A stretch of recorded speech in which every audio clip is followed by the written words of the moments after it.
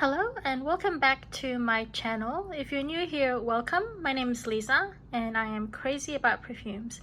Today I would like to talk about my May perfume tray.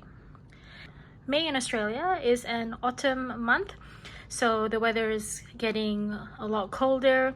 We're seeing days of a maximum 27 degrees, some days maximum 25 degrees Celsius. So for me, this is very much cool weather. So in the cooler weather, I like to wear longer lasting and warmer perfumes. So let's go through the tray. The first one I want to talk about is Florabotanica by Balenciaga. This is a 50ml Eau de Parfum. I purchased it online because I was a bit worried that it might be discontinued soon. It's not really available in the department stores anymore. I see that it's mostly available online or in pharmacies. So I actually find Florabotanica to be a lighter fragrance. I really enjoy it for its beautiful floral green sweetness. I did choose a lighter perfume to be part of May's collection because I like to mix it up with at least one lighter perfume if I felt like something different. And also I'm traveling, and when I'm in the plane I'm conscious of not wearing too heavy perfume, and I'm more comfortable wearing lighter perfumes in that situation. So that's it with the cap off. It's a very interesting bottle. If you've watched my current collection video, which is one of the first videos on this channel, you would know that I find this bottle a little bit quirky. It doesn't at all match to me what the scent smells like. So let's give it a spray.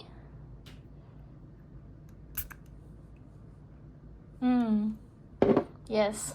Beautiful, fresh rose, a bit of green, a bit earthy. Apparently this one has cannabis in it, so that's interesting. It's the first and only time I've read that a fragrance has cannabis. And I've also started to wear perfumes to bed. So that's the first for me. I've never ever done that. And the first one I started off with this week was this one, Florabotanica, and it was incredible. I felt so nice, snuggled up in bed with this fragrance. And there's quite a dent in it. There's not a whole lot left. So I'm hoping to finish this one by the end of this year. I definitely will miss it though. I think this is quite unique in perfumery, and I'll be looking out for something maybe not exactly the same, but has the same note profile.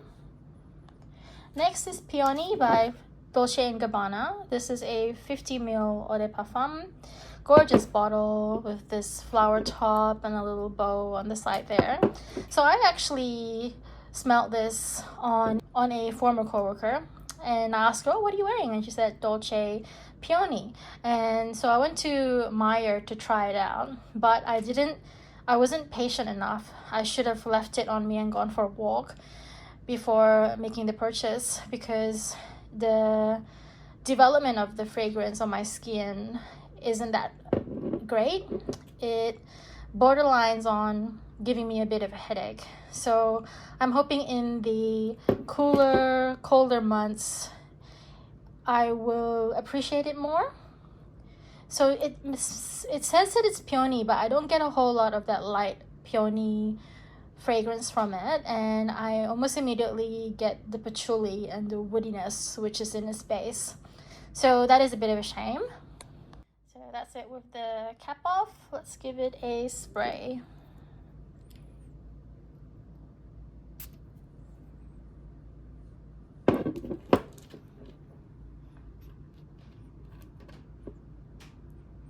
Yeah, so the initial smell is it's actually quite lovely. That initial blast, I smell a bit of citrus in there, definitely that floral note, and it's sweet, and it's got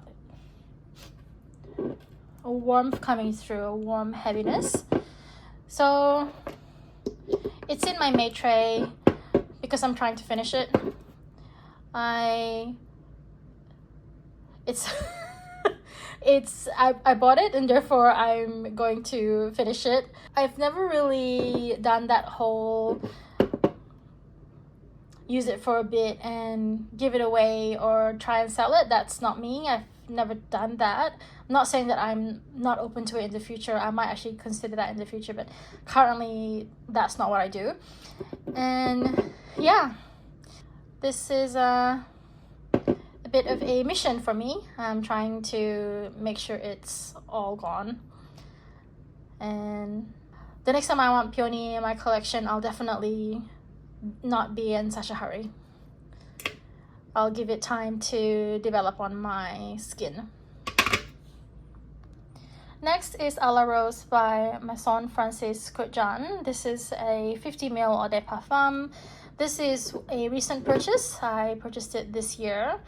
It's a gorgeous bottle. You can see there's a rose at the back of the label there. The logo etched on the glass. The top is gorgeous. The bottle is heavy in my hand. So this was a bit of a mission to try and purchase because it's only sold in limited quantities in store, and I ended up purchasing it online from Mecca Cosmetica. It's a heavier fragrance and has quite a strong sillage, so which is why it's ended up in the colder months perfume. And I had actually purchased it for my trip to Malaysia in March and ended up not using it for that trip because of its sillage, because I was going to a tropical climate and I would be in plains and I didn't want to have such a strong fragrance on me. That's it with the top off, and let's give it a spray.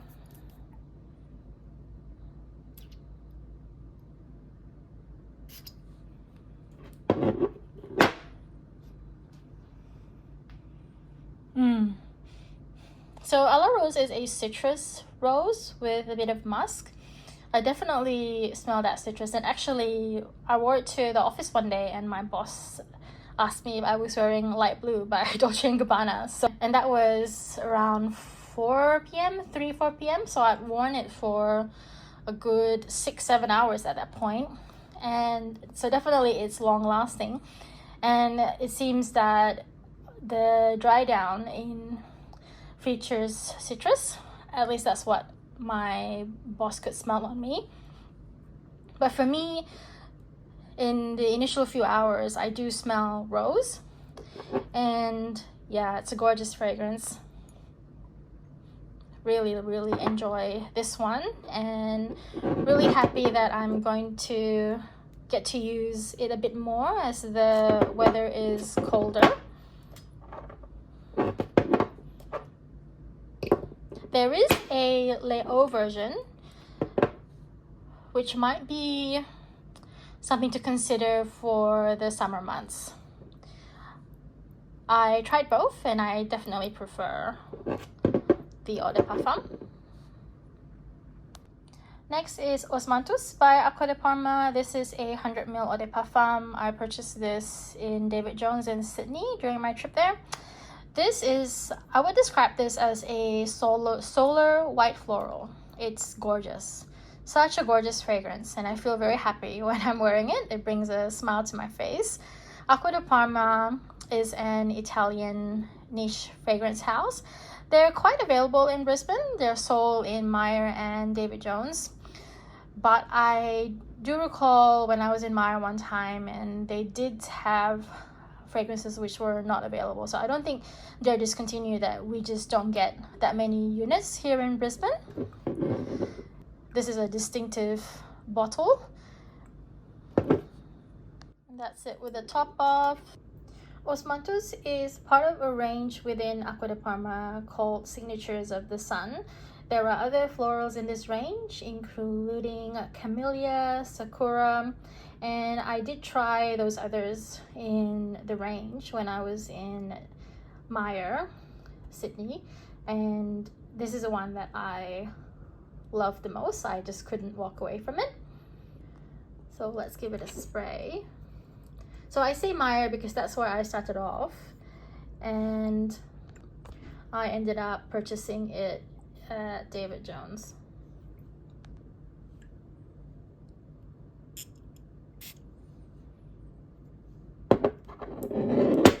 Oops. So there is citrus in the top notes. Wow, it's just, it really reminds me of the sun. It's like standing, basking in the sunshine, and I imagine myself standing under the Osmanthus tree. I'm not even sure if it grows on a tree or on a bush, and just looking up and those white petals falling on my face and feeling the warmth of the sun. This is what this fragrance evokes in me. It's such a beauty, and it's got quite lasting power. I do enjoy it in all seasons actually, but I feel it's more appropriate for the cold, which is when I'm in jackets, in boots, got a scarf around me.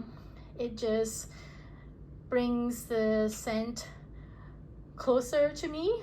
I can feel it as I snuggle into those clothes before I step out into the cold air.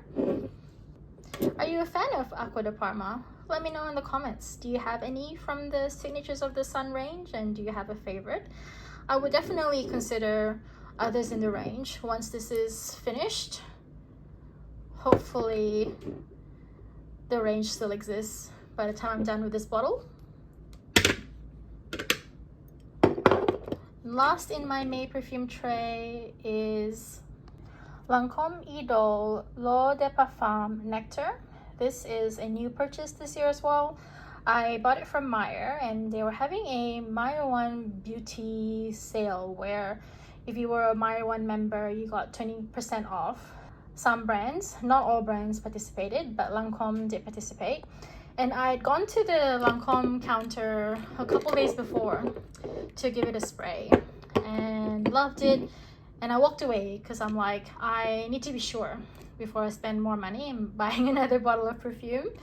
And walked away, sniffed it when I was back in the office, and thought, yes, I definitely want this. So I went back, and the lady said, well, if you come back tomorrow, a Saturday, we're having this 20% off. And so I said, okay, well, I'll come back because I'm not far from the city.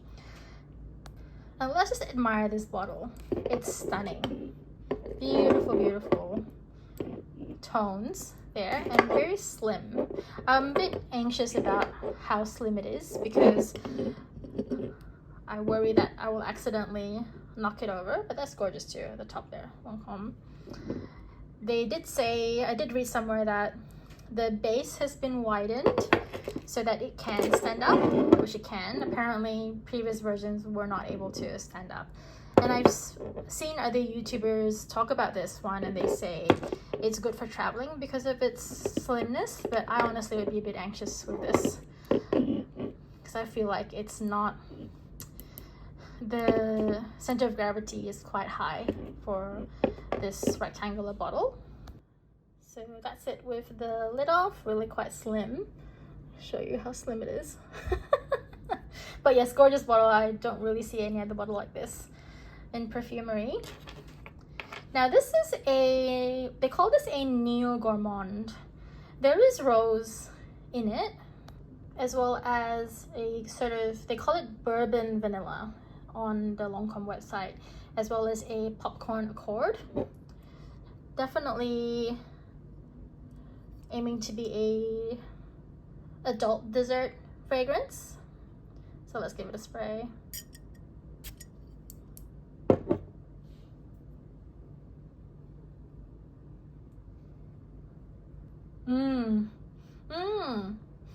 Oh, it's gorgeous.